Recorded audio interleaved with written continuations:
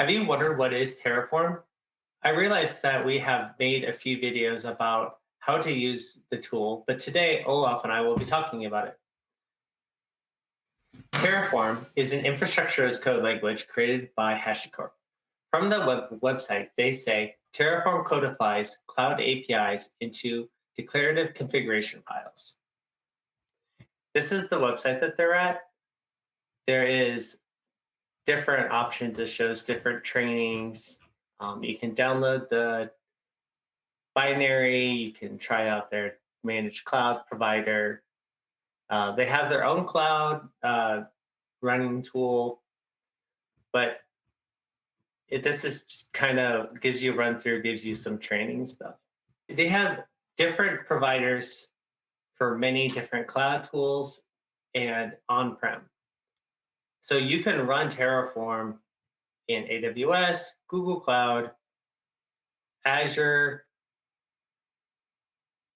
Oracle, VMware. They have just they have open source providers so that people can help write their own providers. So it's kind of a community built tool. So I want to go back on something you said earlier. You said it's an infrastructure as code product. And could you explain a little bit about what infrastructure as code is? I don't know that everybody fully understands that statement and that it's IAC for short. Right. Infrastructure as code is a process of creating templates or programming what your infrastructure is going to look like and then running it so that there is a code base of your environments, and then you can check it into, and then you can manage it within a repo and do all sorts of things. And instead of going out into the different providers GUIs and then building it from scratch from like manually.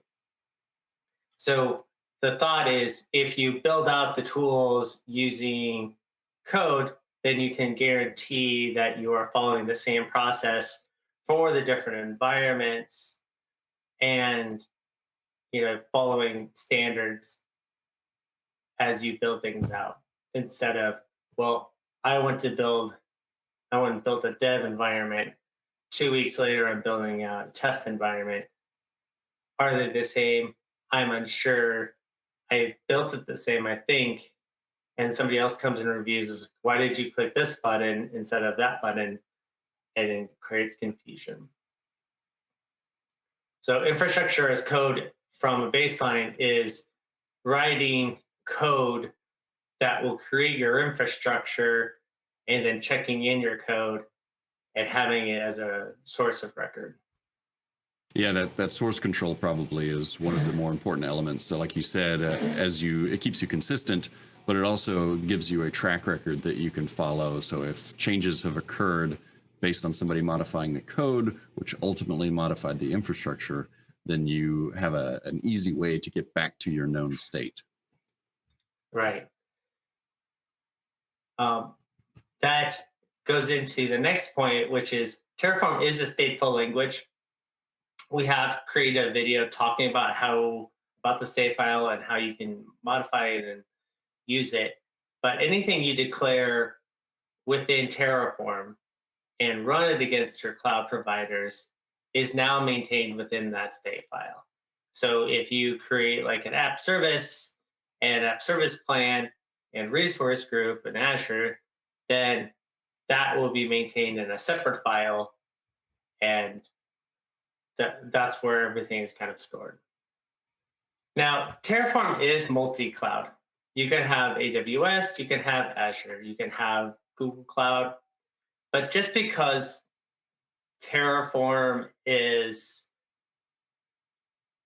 built so that you could run it against different clouds doesn't mean that it's easy to do, because each cloud provider is slightly different how things are built and implemented. How I would build things in AWS is different than how I would build things in Google Cloud and how I build things in Azure. So if you want to be multi-cloud, you'll basically spend, say you spend a week building out your environment in Azure. Then you're like, I want to build this in AWS. You'll probably spend, unless you're familiar with AWS and how all the intricacies work, you'll probably spend a week or two trying to build it out in AWS. And then if you wanted to be built out in Google Cloud, it's the same. You'll probably spend another week or two trying to get it to build out in Google Cloud. So you're not necessarily saving time by saying, well, I'm going to build this out of Azure. It should take me like 2 days to build it out in AWS. No, they're going to be different in how they've been implemented. So just realize that. And then if things need change, you'll have to like know how Azure is changing things. So each tool has its own process. They're not exactly.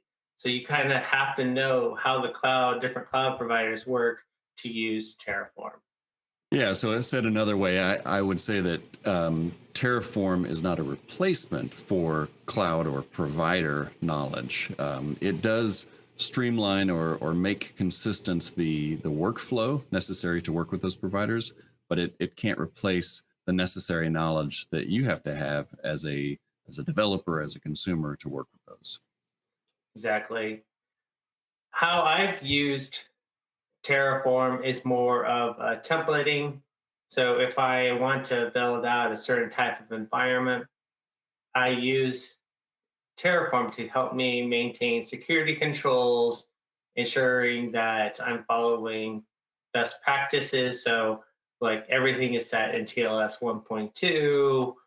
I have some sort of retention plan going for storage accounts, things of that nature. So if I build out my dev environment, I can roll that environment up as I need to, and I can tell my clients, yes, every change that is in dev has been moved to test, then to UAT, and then a prod. So this gives me that evidence. So when I run Terraform, I can prove that each environment is the same, which is important when you're doing development long term. I have also been able to use it to build out, here's my environment for this region. Well, I need it also to be built out for the same product, but in a different location. I can just update some configurations and prove, well, yes, that app works here in the US East region.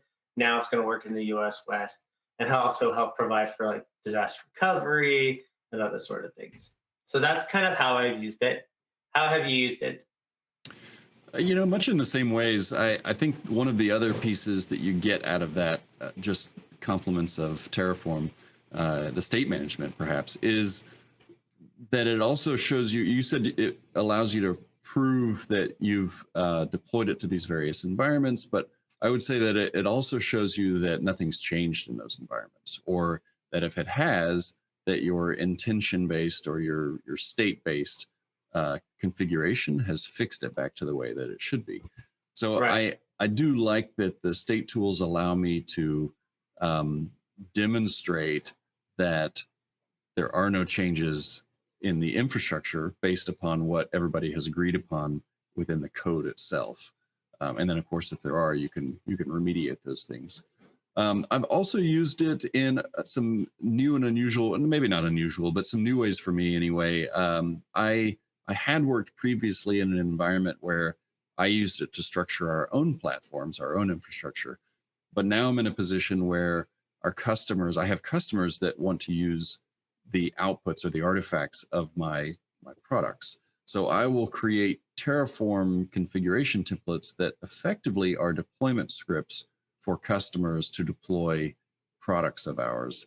Mm. And that usually has to go hand in hand with some wrapper scripts and things, because you don't know what the customer has in terms of binaries and their file system makeup. So you have to package a lot of that.